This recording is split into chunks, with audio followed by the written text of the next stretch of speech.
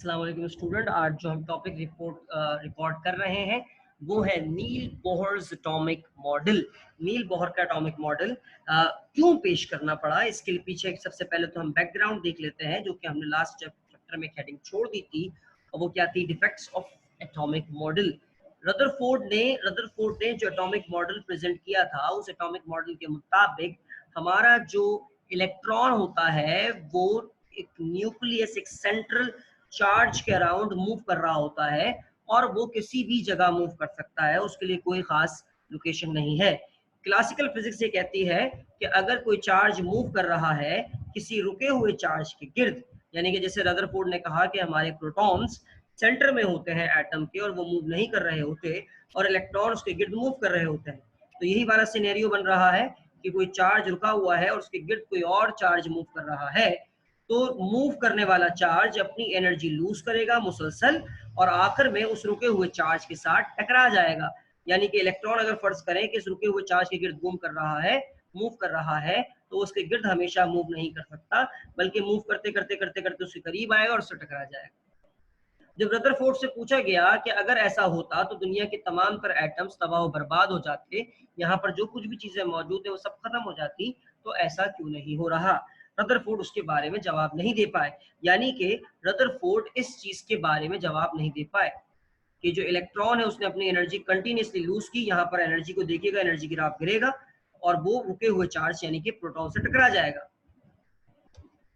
Rutherford से पूछा गया कि क्लासिकल फिजिक्स तो यही कहती है, जिस तरह का मॉडल एटम का आपने पेश किया है कि किसी रुके हुए चार्ज के गिर्द हमारे इलेक्ट्रॉन्स मूव करते हैं, न्यूक्लियस के गिर्द हमारे इलेक्ट्रॉन मूव करते हैं, तो वो अपनी एनर्जी लूज करते हैं, और एनर्जी लूज करेंगे इस तरीके से तो वो आपस में टकरा के खत्म हो जाएंगे। लेकिन ऐसा क्यों नहीं हो रहा?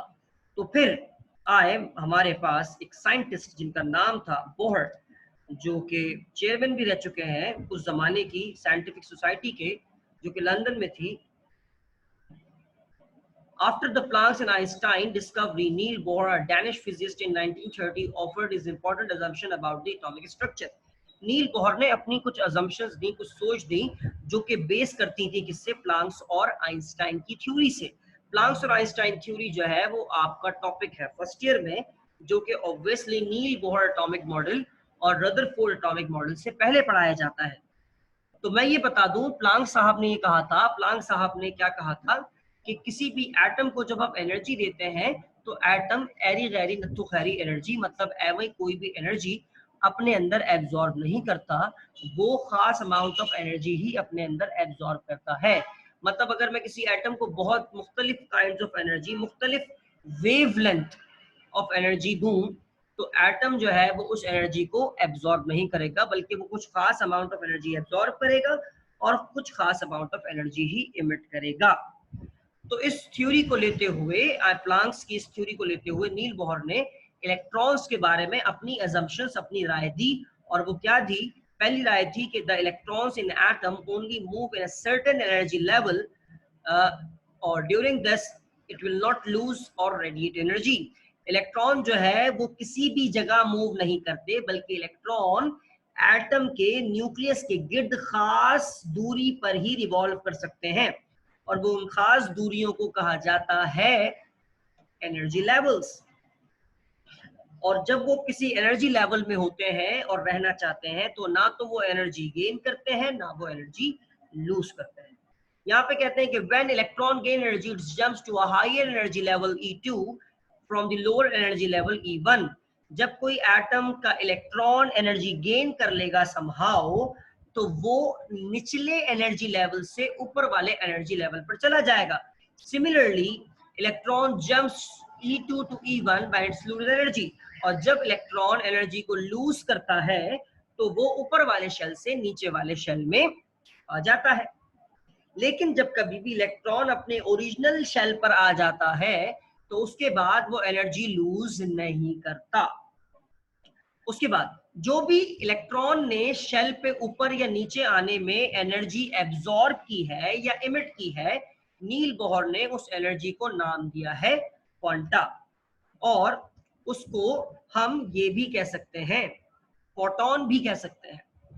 इलेक्ट्रॉन एनर्जी को एब्जॉर्ब करेगा फोटोन की फॉर्म में या किसी भी फॉर्म में, मगर रिलीज करेगा फोटोन की फॉर्म में, जिसको हम क्वांटा कह देते हैं। अच्छा, इसके बाद एक और पॉइंट है, जो इलेक्ट्रॉन हमने यहाँ पर जब नील बोहर ने कहा कि इलेक्ट्रॉन जो है वो सिर्फ खास एनर्जी लेवल्स पर ही रिवॉल्व करेंगे, खास जगहों पर ही रिवॉल्व करेंगे, तो उस खास जगह का मालूम करने का फॉर्मूला भी बताया उन्होंने कि इलेक्ट्रॉन किस जगह पर रिवॉल्व कर सकता है, उसका कैसे पता लगेगा। तो उन्होंने कहा कि इलेक्ट्रॉन किस जगह पर रिवॉल्व कर सकता है, उसके लिए एक फॉर्मूला है। वो फॉर्मूला क्या है कि mvr is equal to nh upon 2 pi. वैसे ये जो जुमला मैं पढ़ाने लगा हूं ये 9th के लिए नहीं है, ये फर्स्ट ईयर के लिए है, कि कोई भी एटम का इलेक्ट्रॉन जो उसका एंगुलर मोमेंटम होगा, यानी कि उसके mass multiply by velocity multiply by the radius where the electron is currently moving, electron जिस जगह पर मूव कर रहा है उसका न्यूक्लियस से कितना फासला है, ये रे हो जाएगा इलेक्ट्रॉन के शेल का रेडियस, मल्टीप्लाई बाय इलेक्ट्रॉन के उस रेडियस में कितनी वेलोसिटी है, मल्टीप्लाई बाय उसका मास, इलेक्ट्रॉन का मास कितना है, इन तीनों का जो मल्टीपल आएगा वो कहलाएगा इलेक्ट्रॉन का एंगुलर मोमेंटम। तो आपने इलेक्ट्रॉन का एंगुलर मोमेंटम कैलकुलेट कर लेना है, और उस एंगुलर मोमेंटम को आपने कंपेयर करना है इस वैल्यू से, यानी कि nh अपॉन 2 पाई, यानी कि n इलेक्ट्रॉन कौन से शेल में है, पहले शेल में है, दूसरे शेल में तो यहाँ पे 2 लिख देना है या 1 लिख देना है या 3 4 5 6 लिख देना है, मल्टीप्लाई बाय h यानी कि प्लैंक्स कांस्टेंट और divided by 2 pi.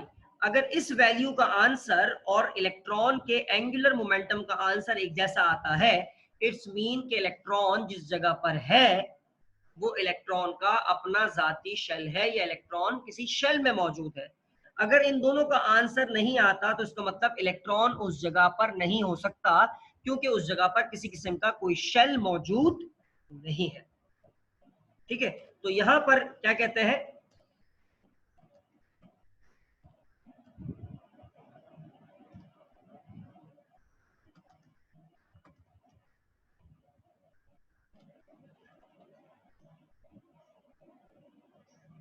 the electrons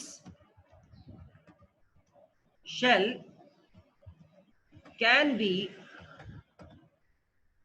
determined by the formula mvr is equals to nh upon 2 pi। किसी भी इलेक्ट्रॉन के शेल का पता लगाना है तो हम कैसे पता लगाते हैं कि electron is in its original shell or not, we have to compare these two values. हम इन दो वैल्यूज को कंपेयर करते हैं और हमें पता लग जाता है। खैर ये वाला पॉइंट आपने नहीं लिखना, आपने लिखना तो इतना ही है जितना आपके सामने इस वक्त आ रहा है, till the mathematically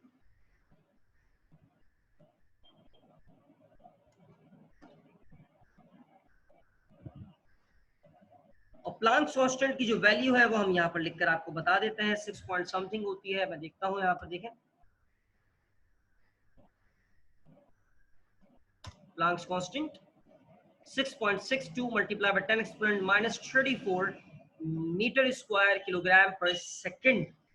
This is the value of Planck's constant। मैं इसको यहाँ पे कॉपी कर लेता हूँ, कंट्रोल C, और यहाँ पर हम h की वैल्यू पेस्ट कर देते हैं,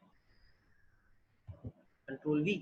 बहुत बड़ा आ गया है, इसको हम यूनिट, इसको हमने क्या कर लिया, छोटा कर लिया। आई होप कि आपको आज का लेक्चर समझ में आया होगा। और अब आखिर में सबसे जरूरी चीज इसकी स्टिमुलेशन दिखा देते हैं कि किस तरीके से बिहेवियर इसका चलेगा किसी भी एटम का। या अगर हम फैट स्टिमुलेशन के ऊपर, और यहाँ पर हमने इसको बोहर एटॉमिक मॉडल पे है। जिस तरह से बोहर ने कहा कि इलेक्ट्रॉन्स जो है वो सेंटर के गिर्द घूमता रहेगा और अपनी एनर्जी ना तो लूज करेगा ना ही गेन करेगा। जब हम उसको एनर्जी देंगे, इलेक्ट्रॉन जब एनर्जी गेन करेगा तो अपने ऊपर वाले शेल पे आ जाएगा और ऊपर वाले शेल से वापस नीचे आएगा। यहाँ पर गौर कीजिएगा, देखें इलेक्ट्रॉन गया चौथे शेल में, उसने एनर्जी लूज की, वापस पहले शेल में आ गया, छठे शेल में गया, एनर्जी लूज की, दूसरे में आया, दूसरे से पहले में आया। हमेशा इलेक्ट्रॉन जब भी एनर्जी गेन करेगा तो वो अपने से ऊपर वाले शेल में चला जाएगा, और जब ऊपर वाले शेल से नीचे आएगा तो जरूरी नहीं है कि वो डायरेक्ट पहले शेल में आए, क्योंकि यहाँ पर हाइड्रोजन के एटम की हम बात कर रहे हैं। हाइड्रोजन एटम तो आप देख लें, इलेक्ट्रॉन छठे शेल में भी जा रहा है लेकिन अल्टीमेटली वो कहाँ आ रहा है, वापस आ रहा है। और जब जब इलेक्ट्रॉन एनर्जी गेन करता है और लूज करता है तो यहाँ पर हमारी कुछ स्पेक्ट्रम्स लाइट हमें देखने को मिलती है, और इस लाइट से हम फैसला करते हैं कि हमारे पास जो एटम है, लाइट का पैटर्न हमेशा सेम रहेगा। हाइड्रोजन जब भी इलेक्ट्रॉन गेन करेगा तो वो एक खास पैटर्न के तहत एनर्जी गेन करेगा और लूज करेगा। दूसरे शेल में गया, पहले में आ गया, छठे में जब भी जाएगा तो छठे से हमेशा कौन से में आएगा, दूसरे में, और दूसरे से पहले में। इस तरह का चक्कर है कुछ, तीसरे से दूसरे, दूसरे से पहले। अब देखते हैं, तीसरा, तीसरे से दूसरा, दूसरे से पहला। ये खास पैटर्न है, हमेशा एनर्जी खास तरीके से गेन की जाएगी और उसी खास तरीके से लूज की जाएगी। जब इलेक्ट्रॉन, जब कोई हाइड्रोजन का एटम हमारा एनर्जी गेन करता है और लूज करता है तो उसके एनर्जी गेन करने में और लूज करने में खास बात होती है। वो खास बात हमें रोशनी की फॉर्म में दिखाई देती है। छठे से कौन से, चौथे पे, चौथे से तीसरे पे, तीसरे से पहले पे। जब छठे पे आएगा, छठे से किस पे जाएगा, चौथे पे, चौथे से किस पे आएगा, तीसरे पे, तीसरे से दूसरे पे आएगा। देख लीजिएगा, वापस देखिए, तीसरे से कहाँ आएगा हमेशा, दूसरे पे, दूसरे से हमेशा कहाँ आएगा, पहले पे। चौथा, तीसरा, पहला।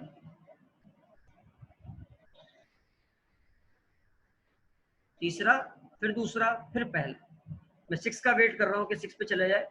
6 के बाद फोर्थ, सॉरी थर्ड के बाद सेकंड, सेकंड के बाद एक खास अमाउंट ऑफ खास पैटर्न में हमारा जो एटम है वो एनर्जी को क्या करता है, लूज करता है और गेन करता है। यही बोहर ने हमें बताया। आज की रिकॉर्डिंग के लिए इतना ही। अल्लाह हाफ़िज़।